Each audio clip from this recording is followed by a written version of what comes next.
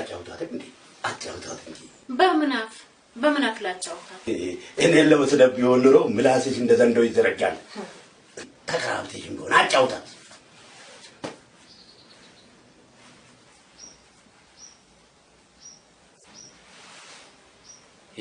እጅ ወደ ባለ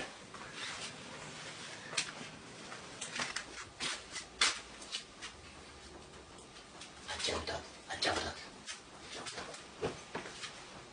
ወቸ ጉዲ እነኚህ ልጆች እንግሊዝኛ እንኳን መናገር አይችሉም መቼ ያስተማርካቸው ነው ሰላም የሚሉት እስካሁን የሚቀልባቸውስ ወይ ገንዘቤ ቆይ ደና ፈረንጅ ፈልጌ እቸበችባቸውና ልክ እንደዚህ ሰው ሆኖ እንዲመጡ አደርጋለሁ በያውና ትቆሚ ጉድ በይ ምን አለ ቤቱ ባዶ እኮ ነው እና እኔ ሊጋደምልሽ ነው እንዴ